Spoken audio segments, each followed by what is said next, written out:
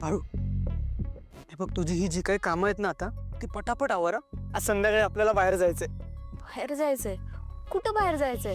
नाही म्हणजे काही काम आहे का? आहे कामच आहे. मला सांगा ना आधी. मी एक नवीन प्रोडक्ट लॉन्च करायचा विचार करतोय, तर त्यासाठी आपल्याला फोटोशूट करायचं. आणि तू आपल्या कंपनीची ब्रँड अँबॅसेडर आहेस ना, तुझे फोटो तर लागणार आपल्याला. आणि या फोटोशूट बद्दल कोणाला काही सांगू नकोस. ही पारू ना पक्की कामचुकार आहे. सारखी काहीतरी नवी नवी कारणं काढायची आणि घराबाहेर जायचं. आता पण निघाली प्रीतम सोबत. पण मी कोण आहे ना, मी कशी बाहेर जाते ना ते बघतेच. नको विचारूस प्रश्न, तयार राहा फक्त. पण प्रीतम सर, हे समजा असं मध्येच अचानक हे बघा, मला स्वयंपाकघरात लई काम आहेत. तर दुसरा कोणाला तरी सांग ना, हे जास्त इम्पॉर्टंट आहे ना, कंपनीचं काम आहे.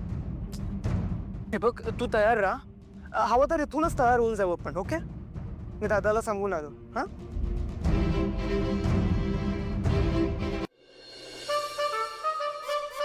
बाबरू, काय ग एवढी घाई कसली? वाघ मागे लागलाय का तुझ्या?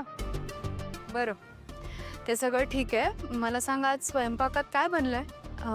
बनवलं नाही अजून, पण तिखट मिठाच्या पुऱ्या, बटाट्याची भाजी, वांग्याची भाजी, मसाले भात हे समजा बनवणार आहे. ओ नाईस. पण काय उपयोग? मला तर हे काही खाताच येणार नाही. माझा उपवास आहे ना का आज.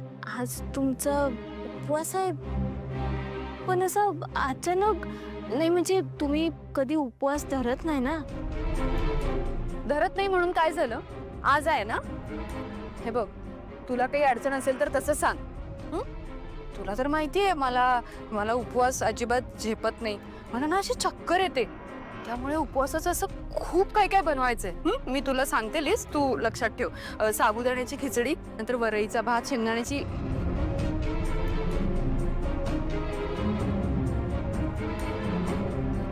दामिनी मॅडमना एवढं समजा बनवून द्यायचं म्हणजे लई येळ जाणार. म्हणजे फोटोशूटला जाता नाही येणार. फ्रूट सॅलड पण चालेल. हे सगळं पटपट बनव आणि माझ्या रूम मध्ये घेऊन ये. हा दामिनी मॅडम, मी यातला एखादा सोपा पदार्थ बनवला तर चालेल का? बाकी तुम्हाला जे काय बी पाहिजे ना ते समजा उद्या दे. काय आहे उद्या? उपवास कधी आहे माझा? आत्ता आहे ना, आज आहे ना. हे बघ, मी मालकीण आहे तुझी. तेव्हा मी जेव्हा जे बनवायला सांगते ना तेव्हा ते बनवायचं आणि माझ्या समोर आणायचं. मला सगळेचे सगळे पदार्थ आज आणि आत्ता पाहिजेत.